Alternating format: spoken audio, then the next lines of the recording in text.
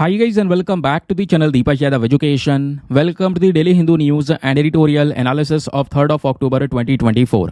तो गाइज आज है तारीख 3 अक्टूबर 2024 और है थर्सडे। देखेंगे आज के द हिंदू कंप्लीट न्यूज़पेपर को एनालाइज करेंगे। बट लेक्चर में आगे बढ़ने से पहले अगर आपको इस लेक्चर का पीडीएफ चाहिए तो क्या करना है, सबसे पहले डाउनलोड करना है टेलीग्राम, देन उसके बाद जाके सर्च बॉक्स में टाइप करना Deepak Yadav education UPSC. As you can see guys आपको ये वाला चैनल मिल जाएगा, उस पर क्लिक करना और जाकर इस चैनल को ज्वाइन कर लेना। यहाँ से आप डेली बेसिस पे इस लेक्चर के पीडीएफ को डाउनलोड कर पाओगे। नाउ हमेशा की तरह हम लोग अपने लेक्चर को एक मैप के क्वेश्चन के साथ स्टार्ट करेंगे। तो आज आप सभी को मैप में जाकर देखना है यूक्रेन को कहाँ पर है एग्जैक्टली लोकेटेड, इसको अच्छे से मैप में देखना। देन उसके बाद आकर नीचे कमेंट सेक्शन में टाइप करना, जिससे कि आप लोग इसको लंबे समय तक याद रख पाओगे। साथ ही साथ एक क्वेश्चन सॉल्व करेंगे जो कि यूपीएससी पैटर्न के ऊपर बेस्ड है। डेली बेसिस पे यहाँ पे हम एक प्रैक्टिस क्वेश्चन को भी सॉल्व करते हैं। याद होगा आज से 2 दिन पहले हमने काजीरंगा नेशनल पार्क के बारे में पढ़ा था। इसी के रेफरेंस में दोस्तों आपके पास में 2 स्टेटमेंट है, बताना है दोनों में से कौन सा स्टेटमेंट सही है। पहला स्टेटमेंट बोलता है काजीरंगा नेशनल पार्क के अंदर भारत के सबसे ज़्यादा ग्रेटर वन हॉर्न राइनोसॉरस की पॉपुलेशन देखने को मिलती है। दूसरा स्टेटमेंट बोलता है काजीरंगा नेशनल पार्क को हमने टाइगर रिजर्व भी डिक्लेयर किया हुआ है। बहुत ही आसान क्वेश्चन है। अब दोस्तों यहाँ पे नीचे ऑप्शन दिए गए हैं, बताना है कौन सा सही है। Option number A 1 only, B 2 only, C दोनों सही है या फिर D दोनों के दोनों गलत हैं। तो इसका सही आंसर आप लोगों से रिक्वेस्ट है नीचे कमेंट सेक्शन में दीजिए, इसमें पार्टिसिपेट कीजिए, क्योंकि ये सब सवाल जो हैं आपके सामने ये करंट अफेयर्स के बेसिस पे रेडी किए गए हैं। तो चलिए यहाँ पे दोस्तों शुरुआत करते हैं लेक्चर की। लेकिन सबसे पहले शारदीय नवरात्र के पावन पर्व की हार्दिक शुभकामनाएं सभी लोगों को। आज का सेशन भी हमारे लिए बहुत ही ज़्यादा इंपॉर्टेंट होने वाला है। आज का सेशन थोड़ा सा डिले भी है, लेकिन मैं आपको पहले बोल चुका हूँ आप थोड़ा सा ना टाइम एडजस्ट कर लिया करो जब वीडियो थोड़ा सा डिले होता है तो, क्योंकि हम लोग यहाँ पर वीडियो में क्वालिटी के साथ में कोई भी कॉम्प्रोमाइज़ नहीं करेंगे। हर एक चीज़ जो न्यूज़पेपर में है वो सब कुछ डिटेल से डिस्कस किया जाएगा, प्रॉपर बैकग्राउंड नोट्स के साथ में, डिस्कशन के साथ में। क्योंकि दोस्तों जब वीडियो डिले होता है ना, तो आप भी सोचो मैं एक काम ये कर सकता हूँ, अखबार के आर्टिकल लगा के आपको पढ़ाकर एकदम निकल सकता हूँ, है ना। लेकिन फिर यार वो सेटिस्फैक्शन नहीं मिलता है, और फिर उस जल्दबाजी में यहाँ पर जो क्वालिटी है वो हो जाएगी ख़राब। तो इस वजह से यहाँ पर हर एक आर्टिकल के बारे में जानना, उसका बैकग्राउंड इन्फॉर्मेशन जानना, उसका हिस्टोरिकल बैकग्राउंड क्या है ना, कॉन्टेक्स्ट क्या है, फिर उसके बाद में उसके फ़ायदे नुकसान क्या हो सकते हैं, ये हर एक चीज़ में कवर करने की कोशिश करता हूँ, ताकि आपको एग्ज़ाम में कोई भी किसी प्रकार की परेशानी ना पड़े। अब जैसे दोस्तों यहाँ पर स्टार्ट करेंगे हम अपने थंबनेल वाले टॉपिक के साथ में। थंबनेल में एक ऐसी बीमारी के बारे में बात की गई है जिससे संबंधित आज के समय पर 5 करोड़ से ज़्यादा लोग सफ़र कर रहे हैं, और वो बीमारी है एल्जाइमर डिजीज़। आपने एल्जाइमर का नाम सुना होगा, डेमेंशिया का नाम सुना होगा। ये दोनों डिसऑर्डर्स हमारे ब्रेन से रिलेटेड हैं। जैसे जैसे यहाँ पर एज बढ़ने लगती है, इंसान बूढ़ा होने लगता है, ये प्रॉब्लम्स हमारे सामने आती हैं। भूलना शुरू कर देते हैं, डिसीजन सही से नहीं ले पाते, और भी कई सारी प्रॉब्लम्स हैं। तो दोस्तों यहाँ पे खुद वर्ल्ड हेल्थ ऑर्गेनाइजेशन ने इस रिपोर्ट में बोला है कि अप्रॉक्सीमेटली 55 मिलियन पीपल, कितने 55 मिलियन लोग ऐसे आज दुनिया में हैं जो एल्जाइमर से सफ़र कर रहे हैं। 5 करोड़ से भी ज़्यादा की आज के समय पर जनसंख्या है जो इस प्रॉब्लम से गुजर रही है। नाउ सबसे पहले अब देखो, मान लो ये तो चलो खबरों में है, एग्जाम में कोई क्वेश्चन बन जाएगा तो कैसे बनेगा, क्या यहाँ से कोई सवाल बनेगा? नहीं। एग्जाम में अगर कोई सवाल बना दोस्तों तो डायरेक्टली यहाँ पर आपसे एल्जाइमर डिजीज़ के बारे में पूछ लिया जाएगा। और ऐसे कई सारे डिजीज़ को लेकर, चाहे वो डेंगू हो, चाहे वो मलेरिया हो, चाहे वो जीका वायरस हो, ऐसे यूपीएससी ने बहुत सारे क्वेश्चन पूछे हैं। तो एल्जाइमर डिजीज़ ध्यान रखिए एक न्यूरो डीजेनरेटिव डिसऑर्डर है।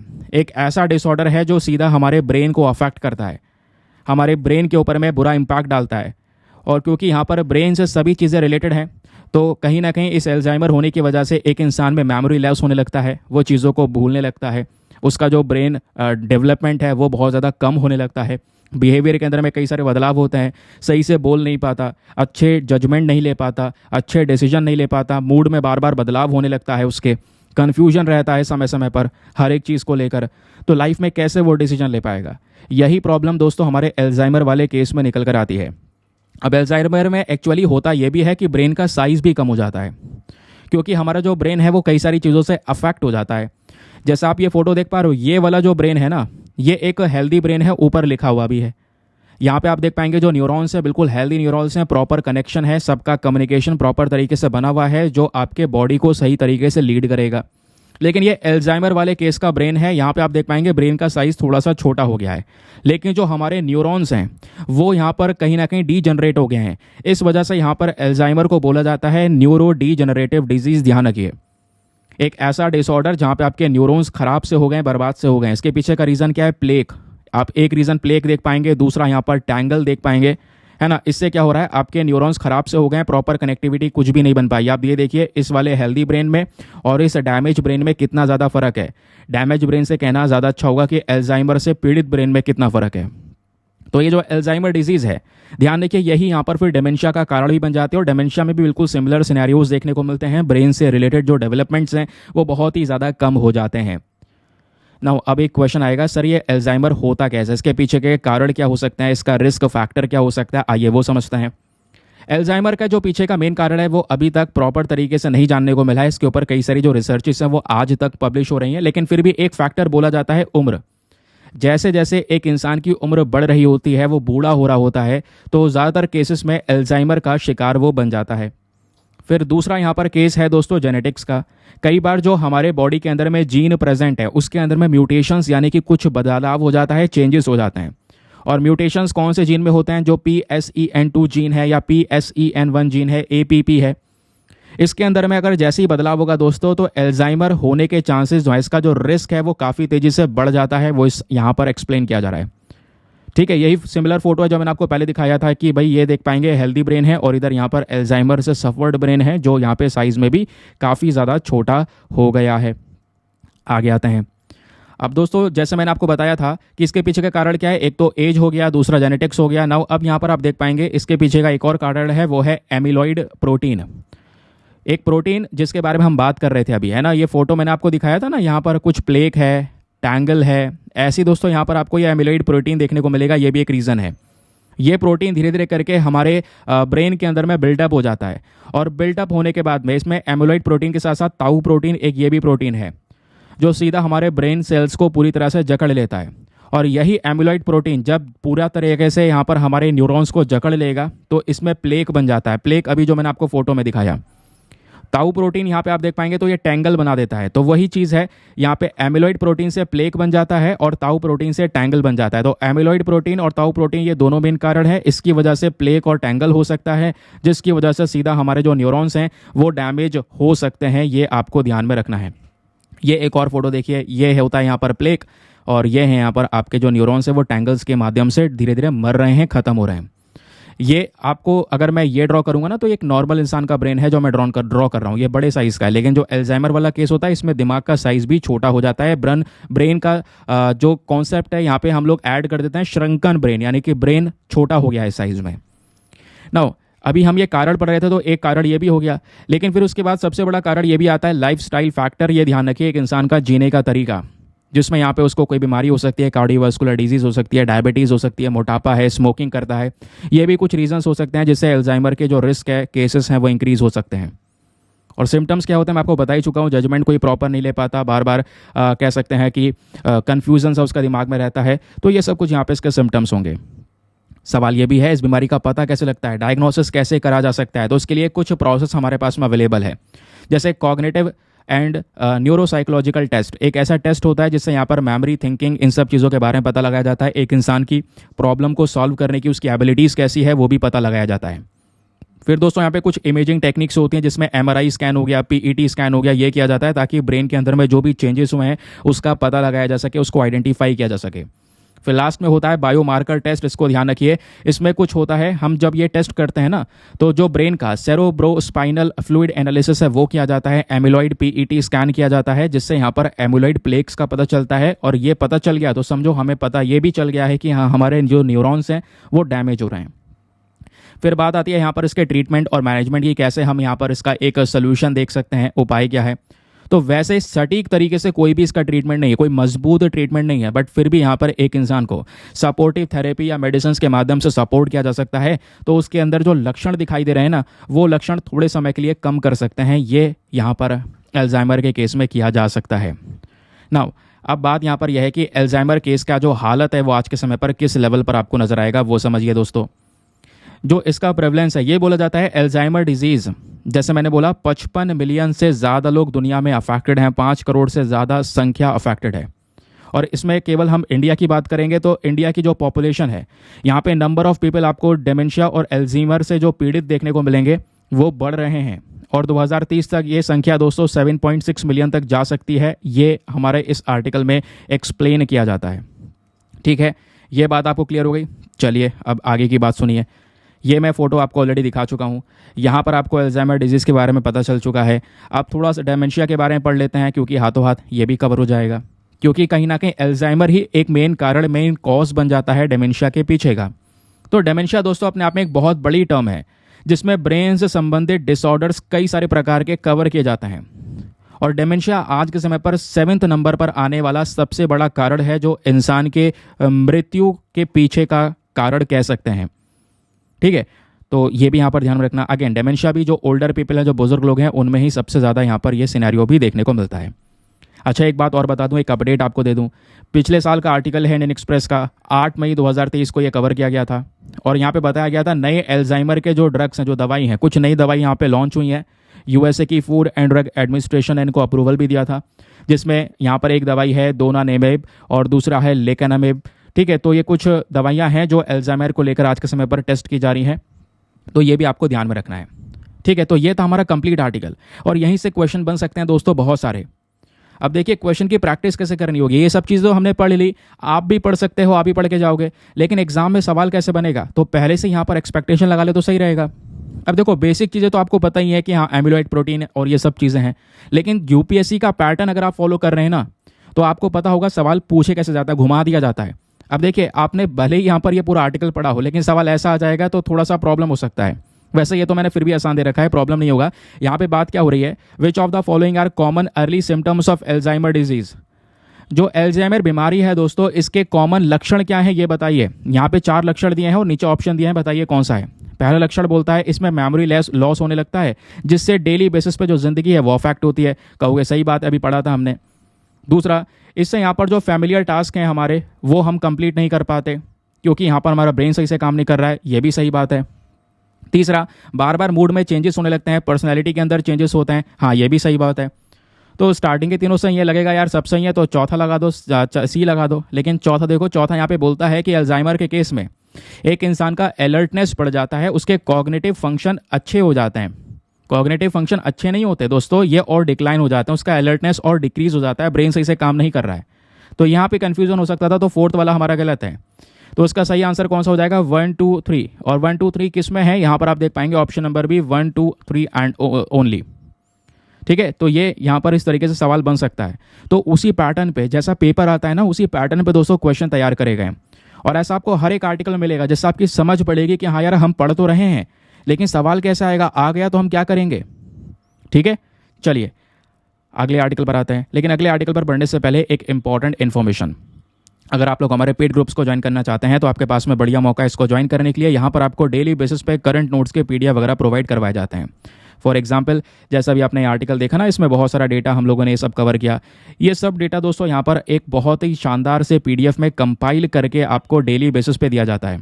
ठीक है, एक ऐसा पीडीएफ दोस्तों यहाँ पर आपको मिल जाता है जो प्रिंटेबल फॉर्म का होता है, जिसका प्रिंट आउट वगैरह आप निकलवा सकते हैं। एक ऐसा पीडीएफ आपको मिल जाता है जिसमें आप हिंदी और इंग्लिश दोनों भाषाओं में चीज़ों को कवर कर सकते हैं, है ना। एक ऐसा जगह पे आपको मतलब ऐसा ग्रुप ज्वाइन करवा दिया जाएगा जिसमें आपका करंट अफेयर का कंटेंट, सभी कंटेंट पूरी तरह से सिक्योर हो जाएगा। ठीक है, डेट वाइज पढ़ा होगा, किसी भी तारीख का पीडीएफ उठाओ, डाउनलोड करो, पढ़ो, डिलीट करो, अनलिमिटेड ऑप्शंस आपके पास में अवेलेबल हैं। यानी नोट्स वगैरह बनाने की टेंशन, इतना सब कुछ लिखने की टेंशन आपकी आधे से ज़्यादा खत्म हो जाती है। किसी दिन पढ़ पाए अखबार, किसी दिन नहीं पढ़ पाए, नोट्स नहीं बना पाए, कभी कभी हो जाता है, लेकिन आपका नोट्स डेली बेसिस पे अपलोड होता है।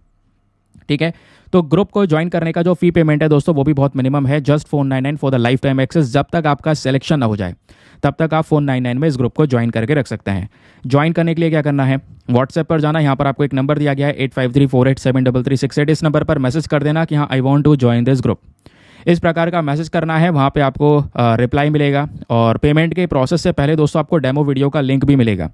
आप पूरे डेमो वीडियो को एक बार अच्छे से देख लीजिएगा और ये पता कर लीजिएगा, पक्का कर लीजिएगा कि हाँ मुझको क्या क्या फ़ायदे हो रहे हैं। अपने आप को कम्प्लीटली जब आप सेटिस्फाई कर लो उस वीडियो को देखने के बाद में, तब जाकर ये इन्वेस्टमेंट आप कर सकते हैं।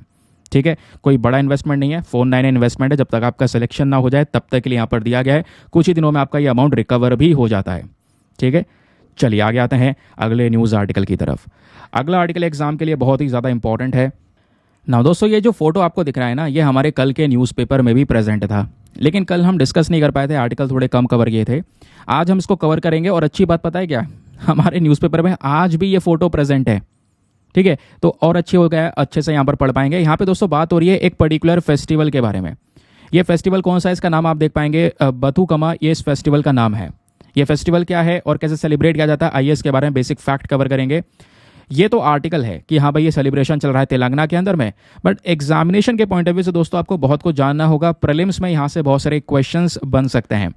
तो बथुकम्मा ध्यान रखिए, कलरफुल फ्लोरल फेस्टिवल है। फ्लोरल मतलब यहाँ पे फ्लावर का सबसे ज़्यादा यूज़ किया जाता है और उन फ्लावर का, उन फूलों का बहुत महत्व है।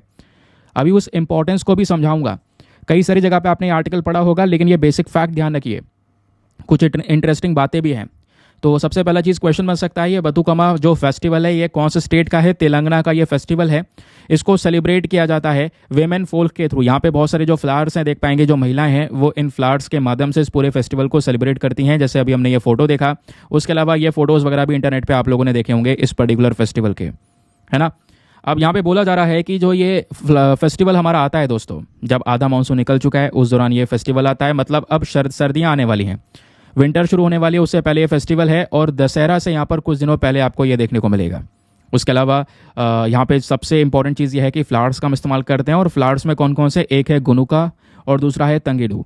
ये कुछ फ्लावर्स हैं, ऐसे बहुत सारे और भी फ्लावर्स हैं, लेकिन स्पेशल ये दोनों फ्लावर्स आपको देखने को मिलेंगे जिसका यूज़ किया जाता है। उसके अलावा यहाँ पे कुछ डिश वगैरह भी बनाई जाती है ना, कस्टर्ड एप्पल, तो ये सब चीज़ें भी यहाँ पर यूज़ की जाती हैं। फ्रूट्स का यूज़ किया जाता है। फ्लावर्स की जब हम लोग बात करते हैं तो यहाँ पे बोला जाता है कि इसको एक प्लेट में सजाया जाता है, ब्रास की प्लेट होती है, उस पर यहाँ पर इन फ्लावर्स को सजाते हैं अच्छे से। और सजाने के बाद में आप कह सकते हैं कि इसको यहाँ पर जो हमारा नदी है उसमें इमर्स किया जाता है। इस तरीके से आप देख पाएंगे सरारे हैं, ये सब कुछ भी होता है ना। फिर कुछ डेजर्ट वगैरह भी यहाँ पे बनाई जाती है, जैसे एक डेजर्ट का नाम है मलिदा। ये जो डेजर्ट है ये चीनी से बनती है, रॉ शुगर और कॉर्न ब्रेड से यहाँ पर बनाई जाती है। एक मिठाई सा यहाँ पर आपको ये देखने को मिल जाएगा, क्योंकि स्वीट का बहुत ज़्यादा यूज़ किया गया है। इतना ही नहीं, यहाँ पे ध्यान रखिए दोस्तों, ये जो फ्लावर्स वगैरह हैं इन फेस्टिवल में जो यूज़ होता है ना, और इसको पानी में इतना सारा फ्लावर्स चले जाता है, तो इसके पीछे का रीज़न भी है, क्योंकि इस फ्लावर की एक बहुत अच्छी क्वालिटी है। क्वालिटी यहाँ पे है कि ये फ्लावर जो है पानी को प्योरीफाई कर सकता है। इसके अंदर ये क्षमता है कि वो पानी को शुद्ध कर सकता है हमारे पॉन्ड्स के अंदर में, टैंक्स के अंदर में, और एनवायरमेंट फ्रेंडली होता है। तो ये सब चीज़ें होती हैं जिसके आधार पे हम लोग यहाँ पर जो ये फेस्टिवल है बथुकम्मा, इस फेस्टिवल को सेलिब्रेट करते हैं। ध्यान रखिएगा, इंपॉर्टेंट है, एग्जाम में सवाल बन सकता है। ऐसे फेस्टिवल्स को लेकर कई सारे क्वेश्चंस पहले भी बन चुके हैं। लेकिन अब यहाँ पर एक चीज़ और भी तो है, हमें भी तो यहाँ पर पता होना चाहिए। देखो ये जो पूरा फेस्टिवल है किसको डेडिकेट किया गया है, माँ दुर्गा, गॉडेस दुर्गा को यहाँ पर ये जो फेस्टिवल है वो डेडिकेट किया गया है। इस फेस्टिवल पर माँ दुर्गा की पूजा होती है। इन फ्लावर्स का भी हम लोग यहाँ पर यूज़ करते हैं, है ना। और ये कौन से महीने में आता है, क्योंकि आप ये देख पाओगे कौन सा महीना चल रहा है, चैत्र का महीना चल रहा है हिंदू कैलेंडर के हिसाब से। तो इस दौरान यहाँ पर इस फेस्टिवल को हम सेलिब्रेट करते हैं। तो ऐसे यहाँ पे बहुत सारे क्वेश्चन आप लोगों से दोस्तों बन सकते हैं। और यहाँ पे कुछ एग्जैक्ट चीज़ें भी आपको पता होना चाहिए कि जो ये फेस्टिवल है, जैसे मैंने बोला माँ दुर्गा को यहाँ पर ये समर्पित है पूरा फेस्टिवल। लेकिन यहाँ पे एक बेसिकली यहाँ पर ध्यान रखना है, एक डीटी है यानी कि गौरी। तो जो हमारी गॉडेस गौरी हैं, माता गौरी को यहाँ पर वैसे ये पर्टिकुलरली फेस्टिवल डेडिकेट किया गया है, जो कि यहाँ पर एक फॉर्म है, एक अवतार है माँ दुर्गा की। ठीक है, तो यहाँ पर ये भी आपने ध्यान में रखना है, एग्जाम में यहाँ से सवाल बन सकता है। अब देखिए सवाल कैसे बन सकता है, यहाँ पे कुछ क्वेश्चन लगा दिए हैं, इससे आपका जो प्रिपरेशन और ज़्यादा स्ट्रॉन्ग हो जाएगा। अब मान लो ये फेस्टिवल हमने पढ़ लिया, फिर भी यहाँ पे कोई क्वेश्चन आ गया, इससे बहुत सारे कन्फ्यूजन हो सकते हैं। ये देखो बिल्कुल यूपीएससी के पैटर्न के सवाल हैं दोस्तों। अगर हकीकत में आ जाएगा और आपने अगर ये फेस्टिवल ना पढ़ा हो तो आप अंदाज़ा लगा के भी सॉल्व नहीं कर पाओगे, बहुत सारी प्रॉब्लम्स हो जाएंगी। देखिए सवाल क्या है, which of the following statement are true regarding the Bathukamma festival. इस त्यौहार को लेकर यहाँ पे 4 स्टेटमेंट है, बताना है चारों में से कौन सा स्टेटमेंट सही है। पहला स्टेटमेंट बोलता है कि बथुकम्मा एक फ्लोरल फेस्टिवल है जो तेलंगाना में सेलिब्रेट किया जाता है। हाँ जी, बिल्कुल सही बात है, ये जैसे हमने डिस्कस किया तेलंगाना में सेलिब्रेशन होता है। दूसरा जो ये फेस्टिवल है डेडिकेट किया गया है to the worship of goddess Durga, माता दुर्गा की यहाँ पर पूजा की जाती है इस पर्टिकुलर फेस्टिवल में। हाँ ठीक है, लेकिन दोस्तों यहाँ पर माता गौरी होता तो और ज़्यादा बेटर होता, क्योंकि यहाँ पर माता गौरी एक फॉर्म है ना गॉडेस दुर्गा की। तो मतलब क्वेश्चन बन सकता है, तो अगर हम इस स्टेटमेंट को देखें तो ये गलत भी हो सकता है, सही भी हो सकता है, बट यहाँ पर हम एज अ फॉल्स के तौर पर टैग कर रहे हैं, क्योंकि यहाँ पर जैसे हमने पढ़ा आर्टिकल के अंदर में जो गॉडेस गौरी हैं उनको पर्टिकुलरली डेडिकेट किया गया है वर्शिप, लेकिन वो माँ दुर्गा की ही यहाँ पर एक अवतार है, एक फॉर्म है। ठीक है, अब आते हैं दोस्तों यहाँ पर सी वाला ऑप्शन आप देख पाएंगे, जो बथुकम्मा है ये सेलिब्रेट किया जाता है मंथ ऑफ चैत्रा में। बिल्कुल अभी मैंने आपको पढ़ाया हिंदू कैलेंडर के हिसाब से जो चैत्र महीना होता है इसमें यहाँ पर ये फेस्टिवल सेलिब्रेट होता है। चौथा स्टेटमेंट जो ये फेस्टिवल है, इसमें हम फ्लावर्स का बहुत ही ज़्यादा सुंदर सा अरेंजमेंट करते हैं। हाँ बिल्कुल, फेस्टिवल पूरा इसी पे ही डेडिकेट किया गया है, फोटोज़ वगैरह आप देख पाएंगे। तो यहाँ पे आपका option number A, B and D सही है, तो दैट इज़ वाई आपका जो सेकंड वाला ऑप्शन है वो करेक्ट देखने को मिल जाएगा। ठीक है, क्लियर हो गया। सेकंड वाला नहीं, ये क्या है, ए बी डी हो गया ना, बी वाला यहाँ पे नहीं है, ए सी डी सही है, तो थर्ड वाला सही है, ए सी एंड डी ओनली। थर्ड वाला यहाँ पर स्टेटमेंट आप देख पाएंगे सही, ऑप्शन नंबर 3 ओनली। और यहाँ पे स्टेटमेंट 1 क्यों सही है, क्यों गलत है, ये सब मैंने यहाँ पर इसका एक्सप्लेनेशन दे दिया है, चाहो तो आप यहाँ पर इसको पढ़ सकते हैं। ठीक है दोस्तों, तो यहाँ पे ध्यान रखना, ऑप्शन नंबर बी वाले में बहुत सारे लोगों को कन्फ्यूजन हुआ होगा, लेकिन कन्फ्यूजन होने की ज़रूरत नहीं है, मैंने आपको क्लियर भी कर दिया है। क्योंकि हिस्टोरिकली अगर हम देखेंगे तो जो बथुकम्मा है, इसका मतलब होता है फेस्टिवल ऑफ लाइफ। इसको सेलिब्रेट किया जाता है ताकि जो हमारी गॉडेस गौरी हैं, इनको धन्यवाद किया जा सके, उनके ब्लेसिंग के लिए, क्रॉप हार्वेस्टिंग के लिए, है ना, जो यहाँ पे फसल की कटाई हो उसके लिए। तो इस वजह से यहाँ पर ये जो है चर्चाओं में भी रहता है। क्लियर। चलिए आते हैं नेक्स्ट आर्टिकल की तरफ, एग्जामिनेशन के पॉइंट ऑफ व्यू से बहुत इंपॉर्टेंट है, और आता है यहाँ पर हमारा एडिटोरियल सेक्शन। तो आज का एक बहुत ही सुंदर सा एडिटोरियल है, राइटर ने बहुत कुछ एक्सप्लेन किया है, और इसको मैं ना बहुत बेहतरीन तरीके से समझाऊंगा। अब पहली चीज़ यहाँ पे ये सुनो कि भाई यहाँ पर सर आप एडिटोरियल पढ़ाते तो हैं, लेकिन एडिटोरियल से हमें क्या लिखना है क्या नहीं लिखना है उसके प्रॉपर नोट्स हम नहीं बना पाते। तो जैसे सबके एडिटोरियल डिस्कशन चलते हैं वैसे ही आपका भी हो जाता है। पहले आप यहाँ पे प्रॉपर डेटा दिया करते थे एडिटोरियल को लेकर, तो मैंने सोचा ठीक है चलो आप डेटा शुरू कर देंगे, तो मतलब आपके आर्टिकल भी कवर होंगे, एडिटोरियल का जब कवरेज होगा तो नोट्स बना के यहाँ पर आपको मिल जाएगा। ठीक है, अब इस आर्टिकल में से क्या क्या लिखना है, राइटर ने क्या क्या बोला है, आइए मैं आपको समझाता हूँ, लेकिन पहले एक ओवरव्यू ले लेते हैं। तो दोस्तों हाल ही में आपको पता होगा बॉम्बे हाई कोर्ट का एक जजमेंट आया था। उस जजमेंट में बॉम्बे हाई कोर्ट ने जो हमारा आईटी एक्ट का है ना, इंफॉर्मेशन टेक्नोलॉजी जो अमेंडमेंट एक्ट है 2023 का, इस एक्ट के तहत जो फैक्ट चेक यूनिट बनाने की बात की गई थी, उस फैक्ट चेक यूनिट के ऊपर में रोक लगा दिया। बॉम्बे हाई कोर्ट ने बोला ये अनकॉन्स्टिट्यूशनल है, और इससे यहाँ पे लोगों के पास में जो राइट टू फ्रीडम है, बोलने का अधिकार है, एक्सप्रेस करने का अधिकार है ना, फ्रीडम ऑफ स्पीच है, फ्रीडम ऑफ एक्सप्रेशन है, वो कहीं ना कहीं वायलेट हो रहा है। वैसे हमने पहले भी पढ़ चुके हैं इस आर्टिकल के बारे में, बट राइटर ने कई सारे एस्पेक्ट्स यहाँ पे एक्सप्लेन किए हैं। अब मैं दोस्तों प्रॉपर डिटेल के साथ में आपको बताता हूँ कि आखिरकार ये मामला क्या है, और आईटी एक्ट 2023 में ऐसा क्या आ गया कि बॉम्बे हाई कोर्ट ने इसको रद्द कर दिया। उसके अलावा यहाँ पे दोस्तों इससे संबंधित जितने भी प्रॉब्लम्स हैं और लास्ट में इसके सोल्यूशन क्या हो सकते हैं, तो यही एडिटोरियल पढ़ने का एक पैटर्न होना चाहिए। आइए इसी पैटर्न के बेसिस पे डिस्कशन करते हैं, और लास्ट में मैं आपको एक मेंस का सवाल भी दूंगा, तो उसको अटेम्प्ट कीजिएगा, बहुत ही ज़्यादा इंपॉर्टेंट होने वाला है। तो दोस्तों एडिटोरियल पढ़ने का तरीका थोड़ा डिफरेंट रहेगा, प्रॉपर नोट्स यहाँ पे अलग जगह पे ये प्रोवाइड करवाए गए हैं, इसको अच्छे से सुनते हुए चलिएगा। मैं आपको बता रहा हूँ ग्रुप में ये प्रोवाइड करवाए गए हैं, पेड ग्रुप में भी ये कंटेंट आपका अपलोड होता रहता है। तो मामला क्या था, बॉम्बे हाई कोर्ट ने अभी आईटी रूल 2023 को स्ट्राइक डाउन कर दिया। तो यही खबर थी। हुआ यहाँ पर ये, हमारे पास में एक नियम है इंफॉर्मेशन टेक्नोलॉजी रूल। वैसे तो ये नियम हमारे पास में पुराना वाले भी है, 2011 का, 2021 का, लेकिन 2023 का जो ये नया नियम आता है पिछले साल, ये बेसिकली अमेंडमेंट वाला है। ध्यान रखिएगा, अमेंडमेंट मतलब पुराने वाले नियम में ही कुछ बदलाव कर दिया गया है, संशोधन कर दिया गया है, इसी वजह से यहाँ पे बस खाली अमेंडमेंट लग जाता है। तो दोस्तों जो ये 2023 का अमेंडमेंट रूल आया, इसने कहीं ना कहीं केंद्र सरकार को एक बड़ी पावर दे दी कि केंद्र सरकार क्या करेगी, फैक्ट चेक यूनिट को बना सकती है। और जो फैक्ट चेक यूनिट बनेगी एक ऐसी बॉडी होगी जो कि ये देखेगी कि कहाँ कहाँ पर केंद्र सरकार के खिलाफ में फेक इन्फॉर्मेशन फैलाई जा रही है, गलत अफवाहें फैलाई जा रही हैं, किसी को मिसलीड किया जा रहा है। सोशल मीडिया प्लेटफॉर्म पर, स्पेशली सोशल मीडिया प्लेटफॉर्म पर अगर सरकार के खिलाफ कोई भी फेक इन्फॉर्मेशन है, फॉल्स इन्फॉर्मेशन है, मिसलीड किया जा रहा है, तो बेसिकली उस पर्टिकुलर चीज़ पर हमारा फैक्ट चेक यूनिट एक्शन लेगा। तो सरकार ने ये यहाँ पर पूरा प्रोसेस जो है वो तैयार कर दिया।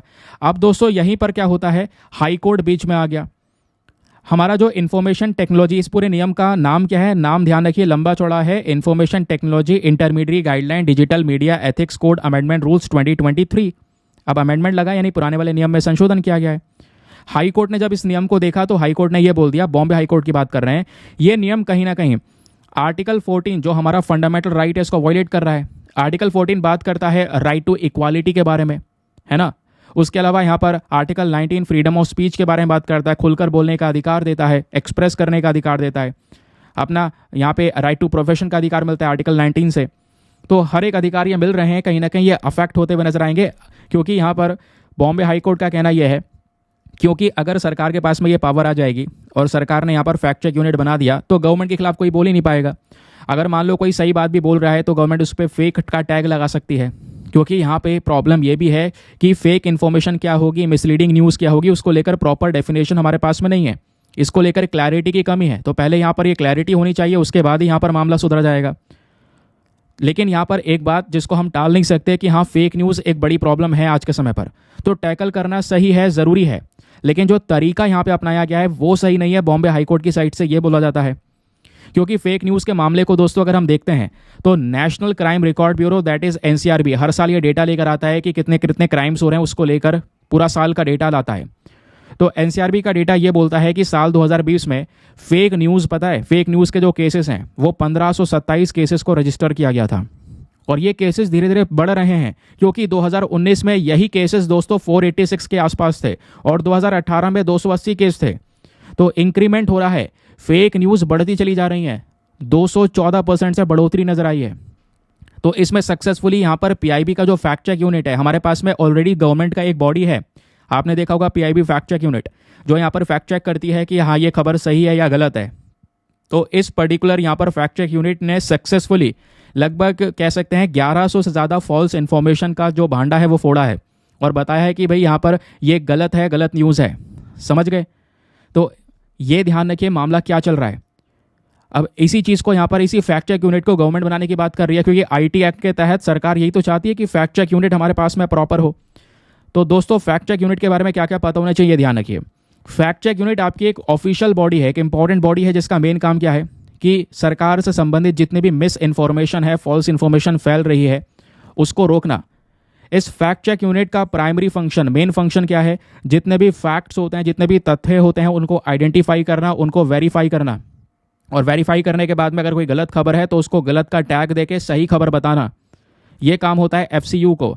अब एफसीयू का काम होने के बाद में दोस्तों इसका एस्टेब्लिशमेंट कैसे होता है ये सुनिए, कैसे बनाया गया है। अप्रैल 2023 के अंदर में जो हमारी मिनिस्ट्री ऑफ इंफॉर्मेशन टेक्नोलॉजी है, इन्होंने फैक्ट चेक यूनिट एस्टेब्लिश किया इसी आईटी रूल्स का इस्तेमाल करके। पहले 2021 वाला ये नियम था, लेकिन 2023 में वही तो किया हमने, अमेंडमेंट कर दिया, संशोधन कर दिया। संशोधन करने के बाद में दोस्तों यहाँ पर हम नया नियम लेकर आ गए। संशोधन करने के बाद में हमने क्या किया, अमेंडमेंट वाला रूल पास कर दिया। तो इसी वजह से तो मामला उठता हुआ नजर आ रहा है। अब इससे संबंधित लीगल इशू क्या है ये सुनिए दोस्तों। इसी साल की बात कर रहे हैं, मार्च 2024 में सुप्रीम कोर्ट ने स्टे ऑर्डर लगा दिया। सुप्रीम कोर्ट ने बोला कि देखिए पीआईबी के तहत यहाँ पर जो ये फैक्ट चेक यूनिट का एस्टेब्लिशमेंट है, इसको अभी के समय पर रोक दो। सरकार जबकि इस फैक्ट चेक यूनिट को सपोर्ट कर रही है, सरकार कह रही है यहाँ पर यह काम करना बहुत ही ज़्यादा ज़रूरी है, अदरवाइज बहुत सारी प्रॉब्लम्स हो सकती हैं, क्योंकि फैक्ट चेक यूनिट कुछ गलत काम नहीं करेगा। फैक्ट चेक यूनिट का बस खाली मेन पर्पज़ यही है कि जितनी भी फॉल्स इन्फॉर्मेशन है, गलत खबरें हैं, इनको रोका जाए, मिस इन्फॉर्मेशन को रोका जाए। तो दोस्तों यहाँ पे लीगली बेसिस पे अगर आप देख पाएंगे तो फैक्ट चेक यूनिट को लेकर कई सारी प्रॉब्लम्स पहले फेस करने को मिल चुकी हैं। अब बात आती है यहाँ पर किस चीज़ के बारे में, कंप्लायंस के बारे में। तो कंप्लायंस वाला मैटर क्या है ये सुनिए दोस्तों। यहाँ पे बोला जा रहा है जो फैक्ट चेक यूनिट है ना, इसका मेन काम क्या होगा, बस खाली वो कंटेंट को देखना, और स्पेशली जो इंटरमीडियरीज क्या होते हैं, सोशल मीडिया प्लेटफॉर्म्स, है ना, क्योंकि सोशल मीडिया प्लेटफॉर्म पर ही तो ये तो फेक कंटेंट फैल रहा है। तो बस खाली यहाँ पर इनको भी इसमें इन्वॉल्व करना। और अगर मान लो कोई व्यक्ति है जो इन प्लेटफॉर्म्स पे वापस से यहाँ पर इस तरीके का कंटेंट फैला रहा है और सोशल मीडिया प्लेटफॉर्म कोई एक्शन नहीं ले रहा है, क्योंकि सोशल मीडिया प्लेटफॉर्म को भी वो नियम फॉलो करके चलना पड़ेगा। गलत खबरें अगर फैल रही हैं तो उनको पता है उस खबरों को रोकना होगा। अगर वो नहीं रोकते हैं तो उनके खिलाफ एक्शन लिया जाएगा, पेनल्टीज चार्ज की जाएंगी। ये सभी बात यहाँ पर इस अमेंडमेंट रूल के अंदर में मेंशन की गई। नाउ फाइनली अब हाथों हाथ ये भी जान लेते हैं कि आखिरकार ये अमेंडमेंट रूल था क्या, इन्फॉर्मेशन अमेंडमेंट रूल 2023 एग्जैक्टली है क्या, जिसको लेकर इतनी सारी कंट्रोवर्सी चल रही है। ये आर्टिकल मैं इस तरीके से कवर करवा रहा हूँ दोस्तों कि इससे संबंधित कोई भी आगे आर्टिकल भविष्य में आएगा, कुछ पढ़ने की जरूरत नहीं है, प्रॉपर डिटेल्स आपके सामने प्रेजेंट है। नाउ अब यहाँ पे इस इंफॉर्मेशन टेक्नोलॉजी अमेंडमेंट रूल के बारे में जब बात करते हैं तो पहली चीज़ दोस्तों, जितने भी ये नियम आपको दिख रहे हैं इनको हमने आईटी टेक्नोलॉजी एक्ट 2000 वाला, जो सन 2000 का हमारा नियम है, उसी के आधार पे हमने इन रूल्स को तैयार किया है। और जो ये नियम है, इन्होंने क्या किया, पुराने वाले रूल को हटाया, और अभी के समय पर 2023 का जो अमेंडमेंट एक्ट आ चुका है, इसने सभी पुराने वाले रूल्स को ख़त्म कर दिया और अभी नए नए जो नियम है वो मेंशन कर दिए। और इन नए नियमों में सबसे ज़्यादा जिम्मेदारी सौंपी गई है इंटरमीडियरीज को। अब ये इंटरमीडियरी होती क्या है, चलो पहले मैं हाथों हाथ आपको इंटरमीडियरी का जो कॉन्सेप्ट है वो पढ़ा देता हूँ। यहाँ पर आप देख पाएंगे एक्स्ट्रा पॉइंट में मेंशन कर रखा है। इंटरमीडियरी दोस्तों वो कंपनियाँ, वो एंटिटीज़, वो सोशल मीडिया प्लेटफॉर्म होते हैं जो जहाँ पे आप कंटेंट को पब्लिश कर रहे हैं और वही कंटेंट आपको वो दिखा रहे हैं। ठीक है, तो आपके यूज़र हो गया, इंटरनेट हो गया, इसके बीच में कनेक्शन बनाने का काम करते हैं ये इंटरमीडियरी यानी ये सोशल मीडिया प्लेटफॉर्म। नाउ अब बात करते हैं फॉर एग्जांपल इंटरमीडियरी में दोस्तों आपके सोशल मीडिया प्लेटफॉर्म्स आ जाते हैं, ध्यान रखिए, जिसमें फेसबुक, ट्विटर हो गया। ई कॉमर्स वेबसाइट्स भी इंटरमीडियरी में ही आती हैं, अमेजन, फ्लिपकार्ट जैसी वेबसाइट हो गया। सर्च इंजन जैसे गूगल भी इसमें कवर होता है। इंटरनेट सर्विस प्रोवाइडर जो आपको इंटरनेट प्रोवाइड करवा रहे हैं, क्लाउड सर्विस प्रोवाइडर्स भी यहाँ पर प्रेजेंट होते हैं। ये सब बड़े बड़े एग्जाम्पल हैं, ध्यान रखिए, ये सब दोस्तों आपके इंटरमीडियरीज के अंदर में आते हैं। तो इन सब को भी जिम्मेदारी दी गई है कि भाई आपके प्लेटफॉर्म पे अगर ये कोई उल्टा सीधा कंटेंट पब्लिश होता है, गलत कंटेंट होता है, फेक न्यूज़ होती है, तो आपको भी इसके खिलाफ में एक्शन लेना होगा। समझ गए? तो ये जो हमारे इंटरमीडियरीज हैं, जैसे मैंने बोला, इनको अच्छी तरीके से इन सब नियमों का पालन करना है। और अगर कोई गलत कंटेंट आता है, अनलॉफुल कंटेंट आता है, कोई ऑब्सीन, डिफेमेटरी या मिसलीडिंग इन्फॉर्मेशन है, तो इनको खुद से हटा देना है वो कंटेंट। और इसके लिए यहाँ पर इंटरमीडियरी को क्या करना होगा, अपने ही प्लेटफॉर्म के लिए एक ग्रीवांस रेड्रेसल मैकेनिज्म बनाना होगा। एक ऐसा बॉडी बना के बैठा दो जो लोगों की जो प्रॉब्लम्स है उसकी सुनवाई कर सके, है ना। अगर कोई कंप्लेंट है किसी के पास में, वो कंप्लेंट कहाँ पे दर्ज करवाएगा, तो इस ग्रीवेंस रेड्रेसल मैकेनिज्म के पास में वो कंप्लेंट अपनी दे देगा। तो सोशल मीडिया प्लेटफॉर्म फिर इनकी कंप्लेंट की सुनवाई करेगा। तो यह प्रोसेस भी लाने की बात की गई। फिर सबसे इंपॉर्टेंट चीज़ थी दोस्तों यहाँ पर क्या बोला गया कि हमारे जो सोशल मीडिया इंटरमीडियरीज हैं, इनको एक चीफ कंप्लेंट ऑफिसर भी अपॉइंट करना होगा और ग्रीवांस ऑफिसर भी अपॉइंट करना होगा। यानी कि ये कुछ ऑफिसर्स इनके कंपनीज के पास में होंगे, और ये जो ऑफिसर है मंथली बेसिस पे सभी रिपोर्ट तैयार करेंगे कि हाँ भाई कौन कौन सी कंप्लेंट है, और उन कंप्लेंट को लेकर एक्शंस लेंगे, ताकि यहाँ पर जो सोशल मीडिया प्लेटफॉर्म है ये साफ सुथरा रहे, लोग इस पर विश्वास कर सकें, हर एक कंटेंट पर विश्वास कर सकें। नहीं तो जो बिलीव है आज के समय पर कई सारे प्लेटफॉर्म पर, वो पूरा खत्म सा हो गया है। इतनी सारी फेक इन्फॉर्मेशन करंट समय पर फैलती हुई नजर आ रही है। फिर जो ग्रीवांस रेड्रेसल मैकेनिज्म बनाया जाएगा, इन सोशल मीडिया प्लेटफॉर्म को मतलब जिम्मेदारी दी गई है ना ये बनाने के लिए, तो इनसे ये भी बोला गया है कि केवल बना के छोड़ नहीं देना है। अगर आपके पास में किसी को कोई कंप्लेंट आई है फेक इन्फॉर्मेशन को लेकर या किसी मामले को लेकर, तो 24 घंटे के अंदर अंदर एक्शन लेना है। और एक्शन लेने के बाद में उनकी समस्याओं को 15 दिन में आपको रिजॉल्व भी करना है। और किसी कंटेंट को लेकर अगर कोई कंप्लेंट है कि हाँ ये कंटेंट प्राइवेसी को वॉयलेट कर रहा है या इसमें कोई हार्मफुल मटेरियल है, तो उसकी सुनवाई 72 घंटे के अंदर अंदर पूरी तरह से हो जानी चाहिए। ये बात यहाँ पे सोशल मीडिया कंटेंट क्रिएटर्स के लिए यहाँ पर आपको देखने को मिल जाएगा, या वो जो प्लेटफॉर्म्स हैं उनके लिए यहाँ पर ये नियम आ गए। फिर कुछ पब्लिशर्स भी हैं, जैसे यहाँ पर जो कंटेंट पब्लिश कर रहे हैं, है ना, न्यूज़ के पब्लिशर हो गए, ऑनलाइन कंटेंट जो पब्लिश कर रहे हैं, उनको यहाँ पे कोड ऑफ एथिक्स के साथ में चलना होगा। भाई उन्हें इंश्योर करना होगा कि जो भी कंटेंट वो पब्लिश कर रहे हैं वो भारत के अगेंस्ट में ना हो, इंडिया की सॉवरिटी को नुकसान ना पहुंचा रहा हो, भारत के लॉज को वॉयलेट ना कर रहा हो, हमारे एग्जिस्टिंग लॉज के हिसाब से चल रहा हो। तो ये उनको भी ध्यान देना होगा। फिर इसी सेक्टर में दोस्तों ऑनलाइन जो गेम्स होते हैं उसको भी यहाँ पे कवर कर लिया गया। तो ये है हमारे आईटी रूल 2023 जो अमेंडमेंट किया गया है, उसका पूरा का पूरा सेक्शन मैंने आपके सामने रख दिया है दोस्तों। समझ गए? तो ये है प्रॉब्लम। लेकिन आप सोच रहे होंगे सर इतना ज़्यादा इंटरमीडियरीज के ऊपर ही क्यों फोकस किया जा रहा है? क्योंकि आईटी रूल 2021 के अंडर में बताया गया है 5 मिलियन से ज़्यादा यूजर्स भारत में हैं जो अलग अलग इंटरमीडियरीज में आज के समय पर देखने को मिलेंगे। और आज के समय पर बहुत ज़्यादा हो चुके हैं, ये पुराने डेटा के हिसाब से बताया जा रहा है। तो सोशल मीडिया प्लेटफॉर्म पर मैक्सिमम लोग प्रेजेंट हैं, ज़्यादातर इन्फॉर्मेशन आज दुनिया भर में लोग सोशल मीडिया प्लेटफॉर्म से ही ले रहे हैं। तो इनको यहाँ पे सिक्योर करना, फॉल्स इन्फॉर्मेशन को इन प्लेटफॉर्म्स पर रोकना, ये एक अर्जेंट रिक्वायरमेंट है, ये गवर्नमेंट कहती है। मामला आपको समझ में आ गया? लेकिन कहोगे सब कुछ सही तो लग रहा है, दिक्कत क्या है? तो सरकार अगर ये कर रही है तो गवर्नमेंट में कोई बुरा डिसीजन तो है नहीं, ऐसा यहाँ पे लोगों को लग रहा होगा। कोर्ट सही कह रहा है, सॉरी कोर्ट यहाँ पर कोर्ट को सपोर्ट करना चाहिए। लेकिन दोस्तों कोर्ट क्यों नहीं सपोर्ट कर रहा है? अब ये बात सुनिए कि जो भी यहाँ पर अमेंडमेंट रूल्स लेकर आए गए हैं 2023 के, राइटर बोलता है उसमें बहुत सारे चिंता का विषय है। भाई आपने कुछ प्रॉब्लम्स भी हैं उसमें, उन प्रॉब्लम्स को टैकल करना होगा। जैसे सबसे पहली प्रॉब्लम है censorship and freedom of expression. यानी जितने भी ये नियम हैं, जितने भी रूल्स हैं, ये हो सकता है लोगों का जो freedom of speech and expression उसको वॉयलेट कर दें। भाई कंटेंट है कोई रियल हो, उसको आपने फेक या फॉल्स का टैग दे दिया या दिलवा दिया, कंटेंट हटा दिया जाएगा। तो भाई सही बात भी कोई नहीं रख पाएगा। तो पहली प्रॉब्लम तो यह है, जो कि सही बात है। दूसरी प्रॉब्लम क्या हो सकती है? Lack of clarity. भाई फेक न्यूज़ क्या होगी, फॉल्स इन्फॉर्मेशन क्या होगी, मिसलीडिंग कंटेंट क्या होगा, आपने उसकी प्रॉपर डेफिनेशन दी कि हाँ भाई ये चीज़ अगर वॉयलेट हो रही तो फेक न्यूज़ है, तो पहले इसके बारे में बताओ। तो कहीं सही न्यूज़ को भी यहाँ पर आप यही टैग देके हटा दोगे तो फिर क्या मतलब हो जाएगा? तो फिर यहाँ पे लोगों के फंडामेंटल राइट वॉयलेट होंगे। वो यहाँ पर दूसरा कंसर्न दिखाया गया। तीसरा कंसर्न है कि भाई यहाँ पे गवर्नमेंट कंट्रोल बहुत ज़्यादा बढ़ जाएगा। अगर सरकार इस तरीके से फैक्ट चेक यूनिट बहुत सारी बना देगी, सब इस पीआईबी के अंडर में आ जाएंगे, तो लोग यहाँ पे कुछ बोल ही नहीं पाएंगे, कोई इन्फॉर्मेशन नहीं आ पाएगी। और जो यहाँ पे फिर हम इंडिपेंडेंट मीडिया का कॉन्सेप्ट सपोर्ट करते हैं कि हाँ भाई देश में इंडिपेंडेंट मीडिया होना चाहिए, जो यहाँ पर किसी को भी सपोर्ट ना करे, न्यूट्रल वे में अपना जो पॉइंट ऑफ व्यू है वो दे सके, तो क्या ऐसा कुछ हो सकेगा? तो ये दोस्तों यहाँ पर ये भी एक बड़ी प्रॉब्लम है। गवर्नमेंट का कंट्रोल बहुत ज़्यादा आ जाएगा इस इन्फॉर्मेशन के अंदर में, ये यहाँ पे बोला जा रहा है। फिर उसके बाद में एक और कंसर्न दिखाया जा रहा है, वो है इम्पैक्ट ऑन इंटरमीडियरीज। सभी के ऊपर इम्पैक्ट पड़ रहा है, तो सोशल मीडिया प्लेटफॉर्म पर भी पड़ेगा। जितने भी सोशल मीडिया प्लेटफॉर्म पे इनकी कमर कस दी गई है बुरी तरह से। इंटरनेट सर्विस प्रोवाइडर्स आप देख पाएंगे, इनको भी यहाँ पर पूरी तरह से प्रेशर में रखा गया है। तो ये सब गवर्नमेंट के अंदर में ही काम करेंगे। गवर्नमेंट कहेगी भाई ये फेक इन्फॉर्मेशन हटा दो, हटाना पड़ेगा आपको, क्योंकि आपको नियम के हिसाब से चलना है।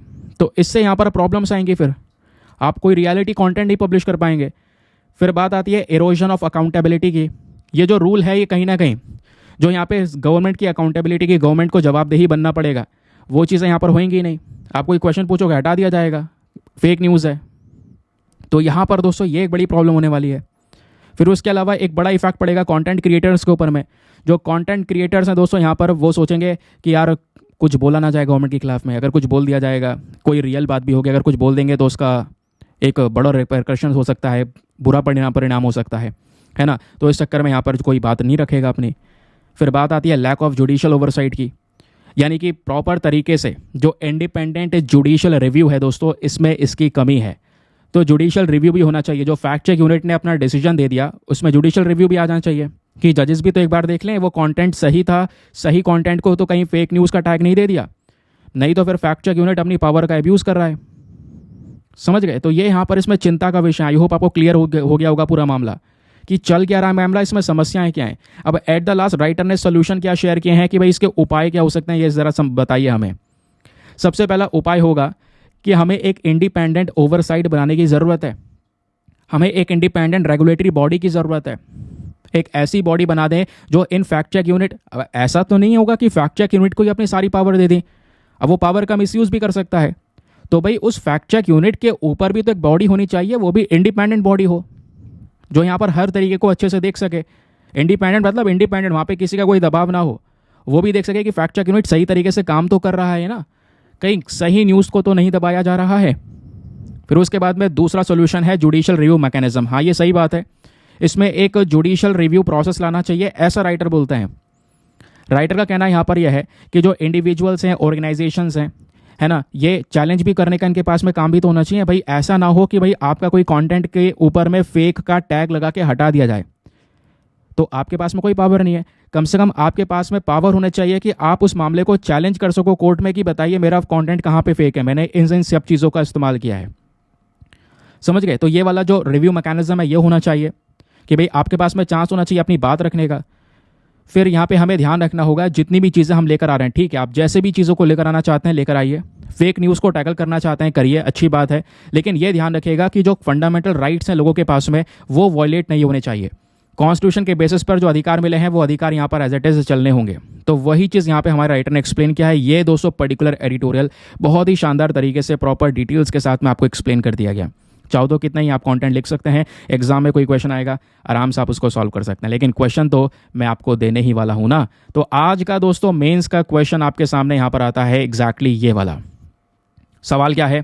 250 मार्क्स में लिखना है। सवाल है critically evaluate the implications of amendment IT rules 2023 on digital rights and freedom of expression in India. आपने इवैल्यूएट करना है कि जो अमेंडमेंट आईटी रूल हैं 2023 के, इसका जो इम्प्लीकेशन, इसका जो इम्पैक्ट पड़ेगा लोगों के फ्रीडम ऑफ एक्सप्रेशन के ऊपर में, वो किस तरीके से पड़ेगा इसके बारे में बताइए। 250 शब्दों का क्वेश्चन है, 250 शब्दों में लिखना है, 15 मार्क्स का क्वेश्चन है, सभी लोग को अटेम्प्ट करना है। एक बार मैं हिंदी में रीड कर देता हूं ताकि हिंदी माध्यम वाले एस्पिरेंट भी अच्छे से पढ़कर एक बढ़िया सा आंसर लिख सकें।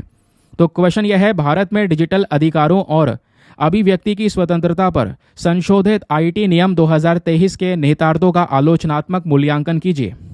और आंसर लिखने के बाद में कहाँ पे सबमिट करना है? अगेन टेलीग्राम पर जाइएगा दोस्तों, यहाँ पे जाके सर्च बॉक्स में लिखना है Deepak Yadav education mains group. क्या लिखना है? फिर से बोल रहा हूँ, Deepak Yadav education mains group telegram पे लिखना। आपको मेरा चैनल मिलेगा जहाँ पे ऑलरेडी 79,830 के आसपास सब्सक्राइबर जुड़ चुके हैं। जब ये वीडियो रिकॉर्ड कर रहा हूँ तब का मैं आपको बता रहा हूँ। ये आप देख पाएंगे कल का कंटेंट अपलोड किया हुआ है, ये कल का वीडियो है ना, उसके वीडियो का लिंक वगैरह दिया है।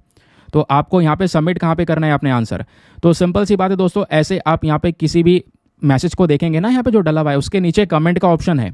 जैसे यहाँ पर ये देख पाएंगे ये कल रात की वीडियो कंटेंट है, कमेंट का ऑप्शन है। उसी तरीके से ये यहाँ पर हमने सुबह अपलोड किया था, इसमें भी यहाँ पे कमेंट का ऑप्शन है। तो ये जो कमेंट का ऑप्शन यहाँ पर नीचे दिया गया है, आप इस पर क्लिक कर दीजिएगा। जैसे आप क्लिक कर दोगे ये ओपन हो जाएगा। देखो ये जो कल मैंने आपको मेंस के क्वेश्चन दिए ना, ये बच्चों ने लिखकर इसमें बहुत ही सुंदर सुंदर आंसर लिख रखे हैं। और यहाँ पे कितने सारे आंसर ये केवल कल के लिए हैं दोस्तों, जो दिए गए हैं। और यहाँ पे लोगों ने रिव्यू करने के लिए मेंशन भी किया है, नीचे लोग यहाँ पर रिव्यू भी कर रहे हैं, अपने सजेशंस मांग रहे हैं। तो इस तरीके से यहाँ पे दोस्तों ये फ्री ऑफ कॉस्ट इनिशिएटिव है, जो जगह जगह पे यहाँ पर आपके लिए पेड कर दिया गया है। तो यहाँ पे आप देख पाएंगे किसी का फर्स्ट डे है, या आप देख पाएंगे उन्होंने फर्स्ट डे पे अपना आंसर लिखा है और बेहतरीन तरीके से आंसर लिखकर सबमिट कर रखे हैं। एक नहीं, ऐसे आपको बहुत सारे आंसर्स मिल जाएंगे। आप भी जाइए इसमें पार्टिसिपेट कीजिए, आंसर लिखिए और आंसर लिखने के बाद में रिव्यू कीजिएगा, एक दूसरे के आंसर्स को देखिएगा कि कुछ इंपॉर्टेंट पॉइंट्स है तो उसको अपने आंसर में इंक्लूड कर लो, है ना। और आपको लग रहा है कि हाँ भाई दूसरे व्यक्ति के आंसर में ये चीज़ इंक्लूड हो सकती है, तो आंसर की क्वालिटी और बढ़ जाएगी, आप उसको बता सकते हैं, तो एक दूसरे को सपोर्ट कर सकते हैं ना इस पूरे जर्नी के अंदर में। तो इस आधार पे दोस्तों आप इस ग्रुप को ज्वाइन कर सकते हैं, समझ गए। और प्लीज़ इस ग्रुप का डेकोरम मेंटेन करके रखिएगा, मैं फिर से बोल रहा हूँ, क्योंकि यहाँ पे होता यह है कि फिर लोग अपने प्रमोशनल चीज़ें अप्लाई करने लग जाते हैं, मुझे उनको उस ग्रुप से बैन करना पड़ता है, फिर वो परेशान होते हैं। मैं ऐसा चाहता नहीं हूँ, लेकिन यार फिर मजबूरन करना पड़ता है। एक दो बार तो मैं मतलब 10 बार छोड़ देता हूँ, बार बार वही होता है, तो मुझे हटाना पड़ता है। तो प्लीज़ डेकोरम मेंटेन कीजिए, जिस चीज़ के लिए आपको ये ग्रुप दिया है उसी के लिए यहाँ पर इसका इस्तेमाल कीजिए और ज़्यादा से ज़्यादा फ़ायदा उठाइए। यार फ्री के इनिशिएटिव्स हैं, अब यहाँ पे इसी के लिए पैसा ले लिया जाता तो आप सोचते यार कि सर ने पेड कर दिया, ये कर दिया, वो कर दिया, है ना, इसका कोई फ़ायदा होगा नहीं होगा। समझ रहे हो ना इस बात को। चलिए आगे आते हैं। और एक बात ये भी है, जब पेड कर देता तब यहाँ पे वैल्यू समझ में भी आती कि हाँ यार फ्री का होगा तो बेकार ही है। लेकिन आप देख पाएंगे जो एडिटोरियल वगैरह बेसिस पे आंसर्स वगैरह हैं वो आपको डेली बेसिस पे दिए जा रहे हैं, है ना। चलिए फिर एक और यहाँ पे ज़बरदस्त आर्टिकल आता है ये वाला। ये भी हमारे कल के न्यूज़पेपर था, कल न्यूज़पेपर में था, हमने स्किप कर दिया था, आपको याद होगा। कल के अखबार में पेज नंबर 6 पे प्रेजेंट था। डिफेंस एंड सिक्योरिटी के पॉइंट ऑफ व्यू से लिंक कर सकते हैं। लेकिन आज भी ऐसा ही एक आर्टिकल प्रेजेंट है और आज भी पेज नंबर 6 पर एक आर्टिकल आया है। वापस से जीएस पेपर नंबर 3 में लिंक कर पाएंगे। दोनों टॉपिक का जो कॉन्टेक्स्ट है ना वो एक ही है, तो जो प्रॉपर डिटेल में डिस्कस करूंगा वो सिमिलर डिटेल डिस्कस होनी है दोनों में। तो दोस्तों यहाँ पे जो बात हो रही है आर्टिकल में, ये आप देख पाएंगे एक सर्जन वाइस एडमायरल है और ये पहली वेमेन है दोस्तों जिनको AFMS हेड करने को दिया गया है। कहने का मतलब क्या है, ये जो यहाँ पर आपको दिख रही है महिला, इनका नाम है आरती सारेन, एक वाइस एडमायरल है, सर्जन वाइस एडमायरल है। इनको पहली बार, ध्यान रखना, आज के समय पर फर्स्ट वेमेन ऑफिसर बन चुकी हैं। ये पहली महिला ऑफिसर बन चुके हैं जिनको director general of the armed forces medical service दिया गया है। आर्म्ड फोर्सेस मेडिकल सर्विस वाला सेक्शन यहाँ पे इनको सौंप दिया गया है, उसका हेड बना दिया गया है, फर्स्ट वेमेन ऑफिसर। तो इससे हमें क्या दिख रहा है कि आज के समय पर जो हमारे आर्म्ड फोर्सेस वाले सेक्शन है दोस्तों, उसमें महिलाओं का रिप्रेजेंटेशन बढ़ रहा है। एक समय पर यही रिप्रेजेंटेशन बहुत ही ज़्यादा कम हुआ करता था, आज धीरे धीरे यहाँ पर इनका रिप्रेजेंटेशन इंक्रीज हो रहा है। एक समय पर इनको परमानेंट जॉब भी नहीं मिल रही थी यहाँ पर। तो ये चीज़ें बहुत अच्छी हैं जहाँ पे जो जेंडर इक्वालिटी जैसी चीज़ों को प्रमोट करती हैं। बड़े बड़े एग्जाम्पल आप सेट कर सकते हैं, ये सीधा एग्जाम्पल के तौर पर यूज़ कर सकते हैं। और इतना ही नहीं, एक और खबर ये देखिए, और ये आज के न्यूज़पेपर की खबर है। यहाँ पे बोला जा रहा है 2 महिला नेवी ऑफिसर हैं जो कि यहाँ पे पूरा दुनिया की यात्रा करने वाली हैं, वो भी जहाज़ से। और ये जो बोट आपको दिख रही है इसका नाम है तारिणी। ये बोट आपको देखने को मिल जाएगी, 56 फुट की ये बोट है, 2 महिलाएं रहेंगी और आपके ये दुनिया का चक्कर मारने वाली हैं। ये इसी बोट पे से लगभग 240 दिन इनको लगेंगे और 23,000 नॉटिकल माइल्स का डिस्टेंस कवर करेंगे, पूरा दुनिया, पूरा ग्लोब का चक्कर मार के आएंगी ये INS तारिणी पर। तो INS तारिणी यहाँ पर चर्चाओं में है, ध्यान रखिएगा। अब 2 महिलाओं, सैल्यूट है इनको, इनके नाम यहाँ पर प्रेजेंट है। तो दोस्तों यहाँ पर आप कह सकते हैं इन दोनों ऑफिसर्स को बहुत बड़ा एक्सपीरियंस भी है। पहले भी यहाँ पर ये 38,000 नॉटिकल माइल मतलब 70,376 किलोमीटर तक की यहाँ पर ये ऑलरेडी जल यात्रा कर चुकी हैं। इसकी ट्रेनिंग इनके पास में है। तो अभी यहाँ पर ये एक नया रिकॉर्ड सेट करने वाले आने वाले समय पर। ऐसे ही दोस्तों पहले भी कई सारे जो रिकॉर्ड है वो सेट किए गए हैं, क्योंकि ये जो काम होता है ये बेसिकली हमारा एक प्रोग्राम है, इसको बोलते हैं नविका सागर परिक्रमा। तो दोस्तों ये सेकंड एडिशन है इस परिक्रमा का, ध्यान रखिए। इससे पहला एडिशन भी ऑलरेडी हो चुका है, उसमें भी INS तारिणी गया था, इस बोट को घुमाया गया था पहले। नौ आप देख पाएंगे इनके सामने बहुत सारे चैलेंजेस आएंगे, इन दोनों महिलाओं के सामने कई सारी जगह से गुजरना पड़ेगा। न्यूजीलैंड से पोर्ट स्टैनले जाएंगे, फॉकलैंड पोर्ट से यहाँ पर केप टाउन, साउथ अफ्रीका, सब पूरा ग्लोब यहाँ पे घूमना पड़ेगा, ठीक है। तो इस वजह से भी यहाँ पे चर्चाओं में है। तो आर्म्ड फोर्सेस के अंदर में, अब आर्म्ड फोर्सेस के अंदर में हमारी नेवी, एयरफोर्स है ना, उसके अलावा आर्मी, सभी चीज़ें आती हैं। इन सभी चीज़ों में महिलाओं का रिप्रेजेंटेशन इंक्रीज हो रहा है, जो बहुत अच्छी चीज़ यहाँ पे हमको नजर आती है। अब एग्जामिनेशन में दोस्तों ये टॉपिक बन सकता है, ध्यान से सुनते हुए चलिएगा, क्योंकि आज मैं इस टॉपिक पर भी आपको एक मेंस का क्वेश्चन दूंगा। तो आपके पास में चॉइसेस हैं, आप कोई सा भी अटेम्प्ट कीजिए। यहाँ पे बात हो रही है महिलाओं का जो स्टेटस है आर्म फोर्सेस में वो किस लेवल पर है। इंडियन एयरफोर्स ने महिलाओं को एज अ फाइटर पायलट यहाँ पर दोस्तों इंडक्ट करना शुरू किया 2016 में। तो पहला बैच यहाँ पर आप देख पाएंगे जो वेमेन फाइटर पायलट हैं, फाइटर पायलट के तौर पर वेमेन को पहले नहीं रखा जाता था, तो वेमेन फाइटर पायलट को यहाँ पर लेकर आया गया। और आज के समय पर MiG 21 U-30 MKI Rafale jet भी यहाँ पर ये महिलाएं उड़ा रही हैं। जो वेमेन ऑफिसर्स हैं दोस्तों, इन्होंने यहाँ पर जो कमांड है वो लेना शुरू कर दी बहुत सारे आर्मी यूनिट्स की। आज हमारे आर्म फोर्सेस के अंदर में चाहे इंजीनियर सिग्नल हो, आर्मी एयर डिफेंस हो, intelligence corps, army service corps, इन सब जगहों पे वेमेन का रिप्रेजेंटेशन इंक्रीज हो चुका है। तो करंट समय के जो स्टैटिस्टिक्स हैं, ये स्टैटिक थोड़ा सा पुराना है, वैसे आज के समय पर देखोगे तो ये और इंप्रूव हो चुका है। यहाँ पे बोला जा रहा है कि लगभग 10,493 यानी कि 10,493 वेमेन ऑफिसर्स आपको देखने को मिल जाएंगी जो हमारे आर्म्ड फोर्सेस के अंदर में सर्व कर रही हैं।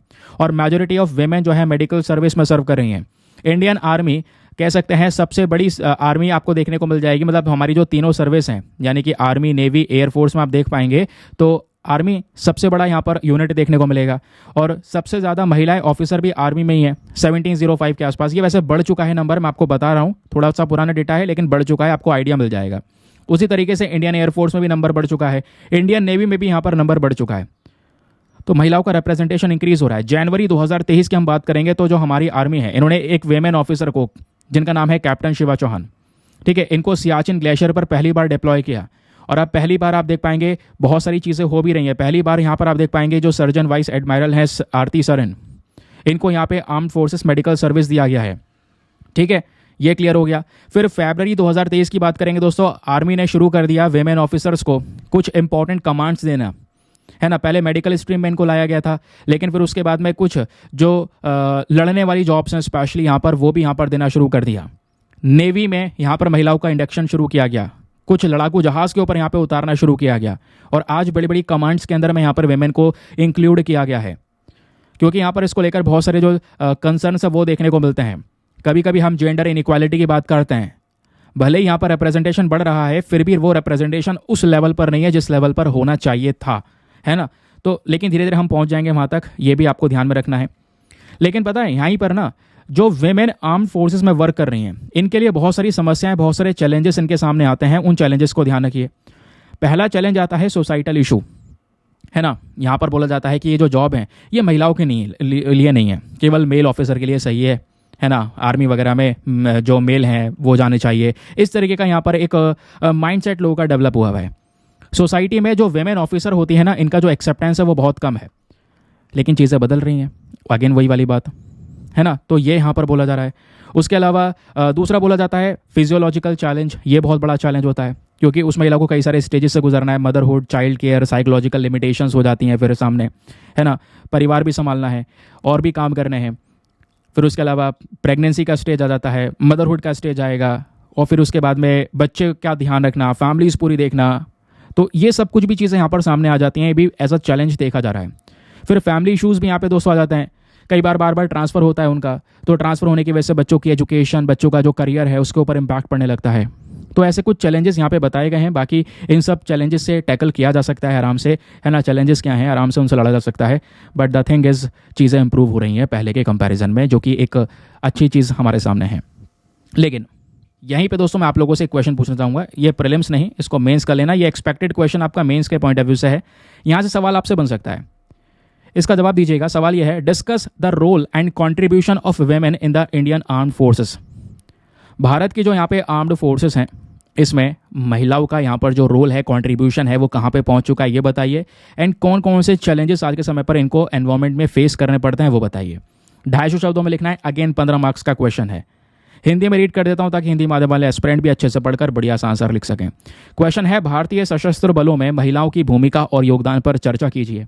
इस माहौल में उन्हें किन चुनौतियों का सामना करना पड़ता है वो बताइए। अब दोस्तों यहाँ पे आपके पास में चॉइस है, 2 क्वेश्चन दे दिया है मैंने, दोनों में से कोई सा भी आप अटेम्प्ट कर सकते हैं। ये टॉपिक ऐसा है जिसमें यूपीएससी ने मेंस में भी कई सारे प्रीवियस ईयर क्वेश्चंस पूछे हैं। 2019 में ऐसा ही एक सवाल पूछ लिया था, फिर 2021 में भी ऐसा ही सवाल पूछ लिया था। तो ध्यान रखना, ये टॉपिक पूछे जा रहे हैं लगातार। तो इस पर मैंने आपका एक और नया टॉपिक तैयार करवा दिया है, इसको याद रखिएगा। चलिए अब सेशन को करते हैं एंड, और चलते हैं सबसे पहले अपने प्रीलिम्स वाले क्वेश्चन पर।